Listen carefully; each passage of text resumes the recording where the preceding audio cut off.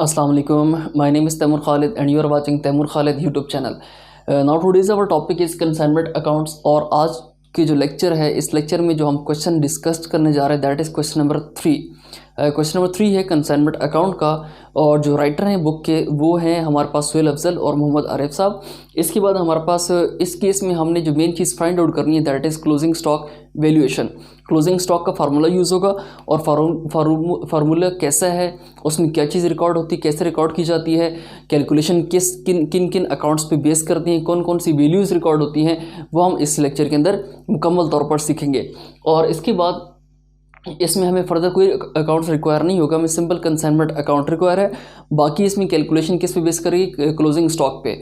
ठीक है, तो मेन फोकस हमारा किस चीज़ पे होगा, क्लोजिंग स्टॉक की कैलकुलेशन पर। फार्मूला क्या होगा और उसमें कौन कौन सी वैल्यूज पुट करनी है वो हमने रिकॉर्ड करनी है। यहाँ पे ना तो हमने कोई जर्नल एंट्री पास करनी है, ना ही हमने कोई फर्दर अकाउंट्स नेसेसरी अकाउंट्स बनाने हैं, क्योंकि हमें पता है कि हमने प्रीवियस लेक्चर में सीखा हुआ है कि हमारे पास कंसाइनमेंट अकाउंट्स के अंदर 3 अकाउंट्स बनते हैं। इस चैप्टर में 3 अकाउंट्स बनते हैं। Number 1 is consignment account, number 2 is called consignee's account, यानी जो कंसाइनमेंट अकाउंट है in the book of consignor, और नंबर 3 जो है that is goods send on consignment account.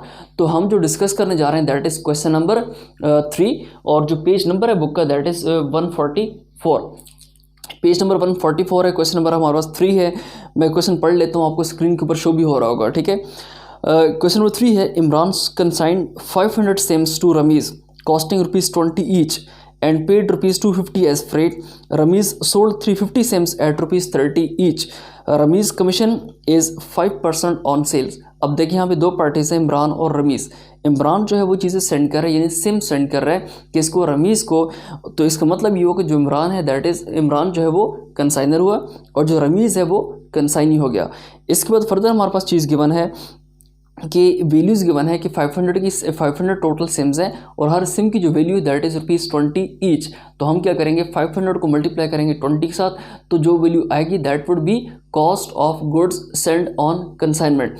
इसके बाद क्या होगा कि 250 पेड किया है एज फ्रेट, किसने, इमरान ने। तो मतलब ये है कि जो कंसाइनर के एक्सपेंसेस होते हैं हमने सीखा हुआ है those are part of cash account.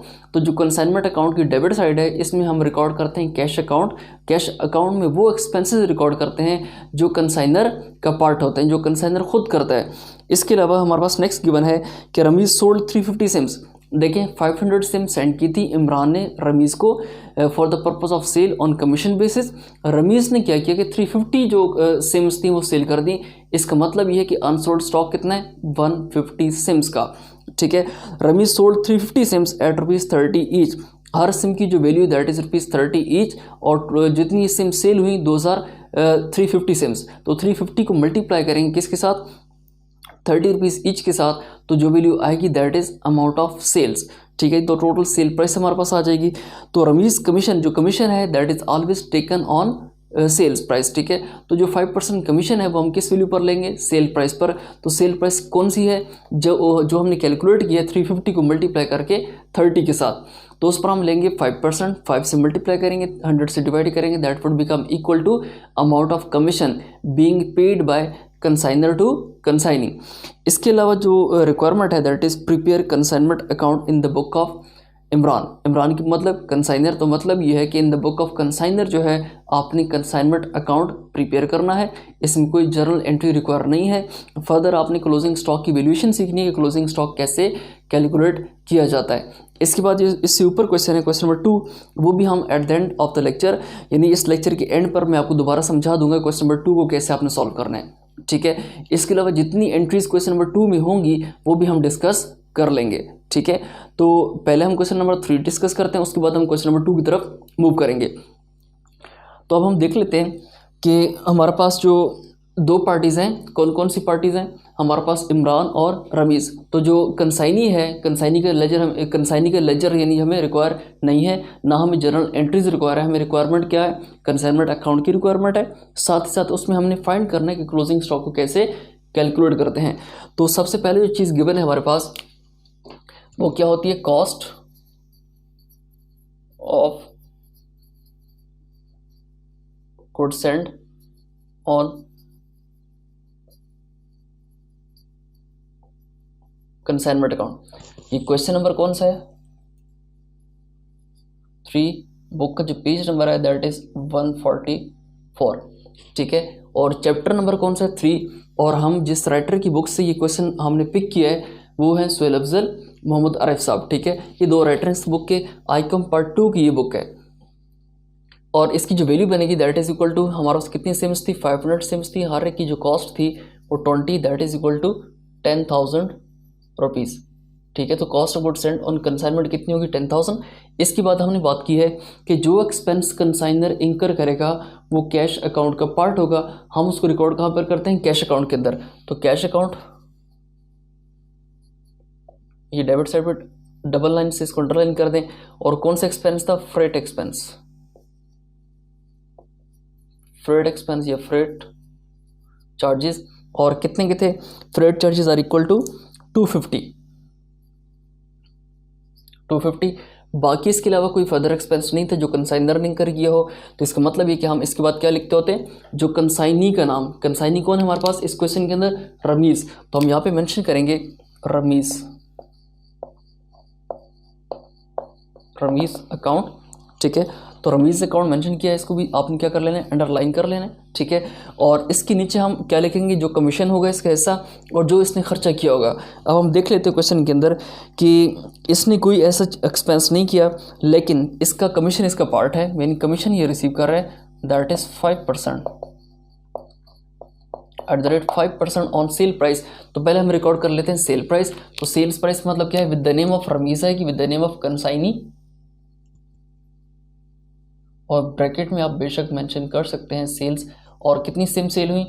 350, multiply करेंगे 30 के साथ, तो this would become equal to 10,500। Clear है? इसके बाद हमारे पास क्या होगा? 10,500 का हम क्या करेंगे? 10,500 को मल्टीप्लाई करेंगे किसके साथ? 5 के साथ। और इसको डिवाइड करेंगे 100 के साथ, तो हमारे पास क्या आ जाएगी? वैल्यू ऑफ कमीशन, ठीक है।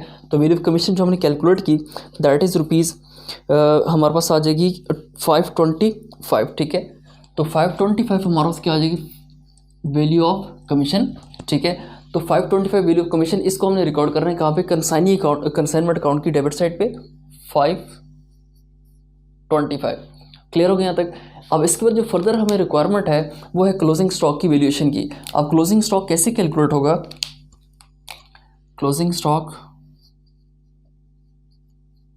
या स्टॉक ऑन कंसाइनमेंट, ठीक है। इसको कैलकुलेट करने के लिए हमारा फार्मूला क्या होता है? Cost of goods sent on consignment plus all expenses of consignor plus इसमें क्या होगा? डायरेक्ट एक्सपेंसेस ऑफ कंसाइनी, ठीक है। ओनली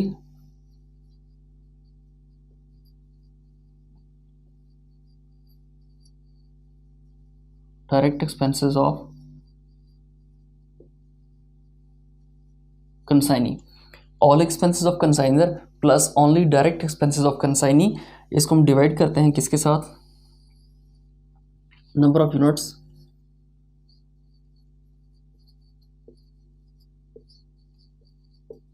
कंसाइंड के साथ। नंबर ऑफ यूनिट्स कंसाइंड का मतलब क्या है? Number of units Saint on consignment, जो कि हमारा यहाँ पर 5,500 है बल्कि, और यहाँ पे अनसोल्ड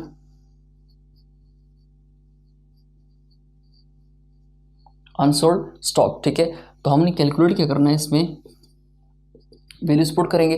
तो ये जो वैल्यू हमारा सबसे पहले वाली वैल्यू, ये आपके पास पक्की एक ही वैल्यू होती है, और ये कौन सी होती है? यहाँ पे 10,000 वाली। ये आपने पिक करके यहाँ पे मतलब आंखें बंद करके यहाँ पे लिख देनी है, दैट इज रुपीज़ 10,000। ये जो वैल्यू है एक्सपेंसेस ऑफ कंसाइनर, ये भी आपने यहाँ पे जो कैश अकाउंट का टोटल वैल्यू है यहाँ से उठाकर डायरेक्टली यहाँ पे आंखें बंद करके रिकॉर्ड कर देनी है 250। इसके बाद आपने जो चीज़ मेनली देखनी है that is direct expense of consignee, कि अगर कोई डायरेक्ट एक्सपेंस गिवन है कंसाइनी का तो वो यहाँ पर ऐड होगा, अगर इनडायरेक्ट एक्सपेंस है तो वो यहाँ पर ऐड नहीं होगा। और डायरेक्ट एक्सपेंसेस क्या हैं, इनडायरेक्ट एक्सपेंसेस कौन से हैं, हमने ऑलरेडी डिस्कस कर चुके हैं प्रीवियस लेक्चर्स के अंदर। तो यहाँ पर इसको कर दें नील, डिवाइड करेंगे किसके साथ, नंबर ऑफ यूनिट्स कंसाइंड 500 मल्टीप्लाई करेंगे 150, क्योंकि 350 सेल हो गए थे तो 150 रह गए थे अनसोल्ड के केस में। तो अनसोल्ड स्टॉक कितना हुआ 150। हम इन तमाम को कैलकुलेट करेंगे तो अल्टीमेटली जो वैल्यू आएगी that would become equal to 3075। This is the amount of closing stock, ठीक है। और क्लोजिंग स्टॉक या स्टॉक ऑन कंसाइनमेंट जो है वो हम क्या करते हैं, इस तरफ रिकॉर्ड करते हैं towards credit side, stock on consignment, और वैल्यू कितनी है 3075। क्लियर हो गया यहाँ तक। इसके बाद जो फर्दर हमारे पास गिवन है वैल्यूज़, उसमें हमारे पास क्वेश्चन में देख लेते हैं फर्दर कोई चीज़ गिवन है कि नहीं। तो फर्दर इसमें 500 सिम्स 20 ईच है, इसके अलावा 250 एज अ फ्रेट है। रमीज़ ने सिम सेल की 350 की, हर एक की जो कॉस्ट सेल प्राइस थी 30 थी, कमीशन हमने रिकॉर्ड कर ली, बाकी सब कुछ रिकॉर्ड आपके पास हो गया, ठीक है। तो अल्टीमेटली इसका मतलब ये कि हमारा सब नेक्स्ट चीज़ें जो बाकी बच जाती हैं वो हमने सिर्फ ये करने टोटल करना है दोनों साइड्स को, इस साइड को भी करेंगे इस साइड को करेंगे। अब अल्टीमेटली ये क्या है 10,250 और 525, मतलब ये कि 10,000 में 250 ऐड करो तो कितना बन जाता है 10,250, इसमें 525 ऐड करो तो 10,775, ठीक है। तो मतलब ये कि 10,775 रुपये, 10,775। और ये जो साइड बनती है दैट इज़ 10,000 और 3,000 हो गया, और अल्टीमेटली 500 में ऐड करेंगे 75। इसका मतलब ये है कि 13,575। तो ये साइड बड़ी है हमारे पास, हम क्या करेंगे दोनों तरफ रिकॉर्ड कर लेंगे ये वैल्यू 13,000 कितनी बन रही थी 575 575। इस तरफ भी हम क्या करेंगे ये वाली वैल्यू रिकॉर्ड करेंगे 13,575 और डिफरेंस ले लेंगे। अब हमारे पास देखें 13,575 है और इसमें से हम डिफरेंस लेंगे कितना, हमारे पास ये कितनी वैल्यू बन रही थी 10,002 और 500 700 और 75 एग्जैक्टली 10,775। इसको जब हम लेस करेंगे तो अल्टीमेटली जो वैल्यू आएगी अल्टीमेटली वो आ जाएगी आपके पास 2,000 इधर से हो गया और 800 उधर से, तो मतलब 2,800। तो 2,800 वैल्यू हमारे पास आ जाएगी एज ए डिफरेंस, ठीक है। तो इसका मतलब this is profit on consignment,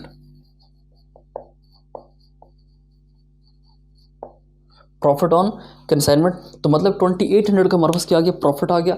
तो ये चीज़ हमारे पास क्वेश्चन था इंतहाई सिंपल सा कि हमारे पास क्या था कि हमने जो मेन चीज़ जिस चीज़ पर फोकस किया हुआ था that was amount of closing stock. How to calculate closing stock, हमने इसको रखना है एज ए वर्किंग नंबर 1। इसको भी यहाँ पे कर लें आप लोग वर्किंग नंबर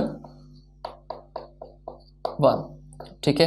कि हमने ये जो वर्किंग नंबर 1 है ये हमने यहाँ से उठा के यहाँ पे वैल्यू रिकॉर्ड किया, ठीक है। बाकी इसमें कोई जर्नल एंट्रीज नहीं है, बाकी कोई इसमें कैलकुलेशन नहीं रिक्वायर आपको विद रिस्पेक्ट टू क्वेश्चन, लेकिन अगर करना चाहें तो हम कर भी सकते हैं। हम अकाउंट सेल्स बना सकते हैं, इन अकाउंट सेल्स मतलब जो कंसाइनीज अकाउंट है रमीज अकाउंट, हम goods and on consignment account भी इसका बना सकते हैं, ठीक है।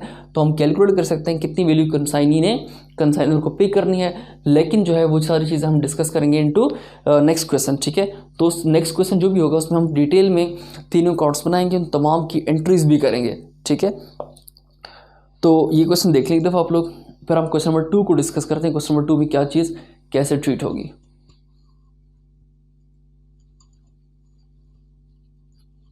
ठीक हो गया। अब क्वेश्चन नंबर 2 ये था कि Aqeel send on consignment 10 refrigerator to Sufiyan costing 10,000 each. इसका मतलब ये है कि 10 रेफ्रिजरेटर हैं या 10 यूनिट्स हैं और हर एक की जो cost that is ₹10,000। This is the cost of goods send on consignment, जो कि यहाँ पे रिकॉर्ड होगी डेबिट साइड पे कंसाइनमेंट अकाउंट पे, और वैल्यू कितनी होगी 1 लाख रुपए। और अकील इसमें क्या है कंसाइनर है और जो सुफियान है वो कौन है कंसाइनी है। नेक्स्ट में ये है कि and each paid transportation charges ₹1000। इसका मतलब है कि ट्रांसपोर्टेशन चार्जेस कौन पे कर रहा है? अकील पे कर रहा है। अकील जो है कंसाइनर है, तो मतलब कंसाइनर के एक्सपेंसेस किसका पार्ट होते हैं? कैश अकाउंट का। तो मतलब ये है कि यहाँ पर ट्रांसपोर्टेशन चार्जेस या ट्रांसपोर्टेशन कॉस्ट आप लिख लें या चार्जेस लिख लें, दैट इज़ ₹1000, ठीक है। इसके बाद जो कंसाइनी ने खर्चे किए, उसने 2000 खर्चा किया फॉर स्टोरेज एंड इंश्योरेंस, और जो भी कंसाइनी खर्चा करेगा वो with the name of consignee यहाँ पे कंसाइनमेंट अकाउंट की डेबिट साइड पर रिकॉर्ड होगा। तो कंसाइनी का नाम क्या है यहाँ पे? इस केस में कंसाइनी का नाम क्या होगा? आपके पास सुफियान है तो सुफियान का नाम रमीज़ी जगह लिखेंगे और नीचे लिख देंगे कि जो उसने स्टोरेज एक्सपेंसेस पे किए, तो स्टोरेज एक्सपेंस विद ₹2000, ठीक है। यहाँ भी चीज़ आ जाएगी। इसके बाद Sufiyan sold all refrigerators at ₹12,000 each, मतलब कोई क्लोजिंग स्टॉक नहीं है, ये कैलकुलेशन रिक्वायर नहीं है। क्लोजिंग स्टॉक ये जो वैल्यू रिकॉर्ड की है, this is not a part of question number 2, okay. इसका मतलब ये है कि हमारे पास जो सेल्स हैं, सेल प्राइस कितनी होगी? 10 रेफ्रिजरेटर को आपने मल्टीप्लाई करना है 12,000 के साथ, that would become equal to 1,20,000 towards credit side into Sufiyan account, ठीक है। तो यहाँ पर रमीज़ है, लेकिन इस क्वेश्चन में क्वेश्चन नंबर 2 के अंदर जो कंसाइनी है वो कौन है? सुफियान है। तो सुफियान की जो वैल्यू होगी that would be equal to 1,20,000, और ब्रैकेट के अंदर हम क्या रिकॉर्ड करेंगे? As a sales. और फर्दर जो चीज़ हमें रिक्वायर है that is consignee settled the account after deducting 15% commission on sales. तो जो कमीशन ऑन सेल्स है दैट इज़ 15%, तो 1,20,000 मल्टीप्लाई बाई 15 डिवाइडेड विद ₹100, तो आप क्या वैल्यू आ जाएगी? That would be equal to commission value. और कमीशन कौन सा? Simple commission. तो सिंपल कमीशन जैसे ये लिखा है हमने एज इट इज़ आपने रिकॉर्ड करना है @15%, और जो वो 15% कैलकुलेट करना है वो ऑलवेज ऑन सेल प्राइस करना है, ठीक है। तो यहाँ तक कैलकुलेशन थी इसकी। इसके बाद कंसाइनी अकाउंट बनेगा या अकाउंट सेल्स बनेगा, उसमें आपने रिकॉर्ड करना है डेबिट साइड पर कंसाइनमेंट अकाउंट, सेल्स की वैल्यू रिकॉर्ड होगी। क्रेडिट साइड पर आपने कंसाइनमेंट अकाउंट एक्सपेंसेस रिकॉर्ड कर दें। एक्सपेंसेस कौन से? जो कि कंसाइनी ने सुफियान ने किए, ठीक है। इसके अलावा आपने फर्दर क्या करना है कि उसमें कमीशन रिकॉर्ड करें, कोई एडवांस पेमेंट नहीं है, आपने रिकॉर्ड नहीं करनी। डिफरेंस ले दोनों साइड्स का, तो डेबिट साइड ज़्यादा होगी, क्रेडिट साइड छोटी होगी। तो छोटे होने का मतलब ये कि वहाँ पे वो वैल्यू रिकॉर्ड करें जो कंसाइनी ने कंसाइनर को पे करनी है, और उसको आप बैलेंसिंग फिगर के तौर पे लेके चलेंगे with the title of cash account, ठीक है। तो cash account as a balancing figure होगा, और उसका मतलब ये वो वैल्यू होगी जो कंसाइनी ने कंसाइनर को पे करनी है। एट द एंड जो है हमारे पास जो अकाउंट बनेगा that would be equal to goods send on consignment account, और उसमें क्या होगा कि जो वैल्यू हमने यहाँ पर रिकॉर्ड की है, यहाँ पर cost of goods send on consignment account के अंदर, ये वहाँ पर क्या हो जाएगी? क्रेडिट उस अकाउंट के अंदर। और डेबिट पे हम क्या रिकॉर्ड करेंगे? ऐसे बैलेंसिंग फिगर के तौर पे ट्रेडिंग अकाउंट। मतलब ये कि जो goods send on consignment account है इसको हमने क्लोज करना है इनटू ट्रेडिंग अकाउंट, ठीक है। तो बाकी ये कि जर्नल एंट्रीज में आपने तमाम एंट्रीज तो वैसी करनी है, लेकिन इसमें 2 एंट्रीज एक्स्ट्रा हैं। 2 एंट्रीज एक्स्ट्रा कौन सी हैं? एक तो वो एंट्री जो आपने कैश रिसीव किया, यानी जो कंसाइनर है उसने सुफियान से, यानी जो हमारा उस कंसाइनर अकील है, अकील ने सुफियान से पैसे रिसीव किए। जब वो पैसे रिसीव करेगा तो अकील जो है उसका कैश अकाउंट इंक्रीज़ होगा। कैश अकाउंट एसेट है नेचर वाइज, इंक्रीज होगा तो डेबिट, तो कैश अकाउंट डेबिट। और सुफियान क्या था? उससे पैसे उसने लेने थे, एज ए डेटर था, तो डेटर डिक्रीज होगा तो रूल कहता है वो क्रेडिट। तो cash account debit, Sufiyan account credit. इसके अलावा जो फर्दर एंट्री होगी इसमें वो होगी हमारा उस ट्रेडिंग अकाउंट की क्लोजर की, यानी ट्रेडिंग अकाउंट के अंदर जो क्लोज होगा account that is goods send on consignment account, ठीक है। तो cost of goods send on consignment account जो है इसको हमने क्लोज करने के इसमें ट्रेडिंग अकाउंट के अंदर, तो क्लोज करने की एंट्री क्या होगी?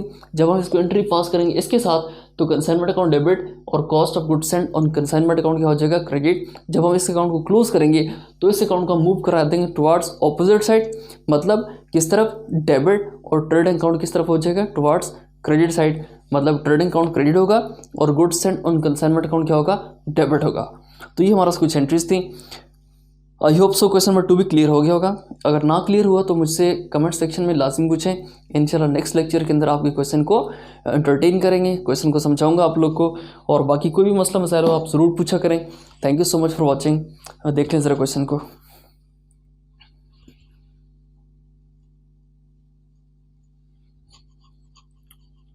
ठीक है, thank you so much for watching. अल्लाह हाफिज़।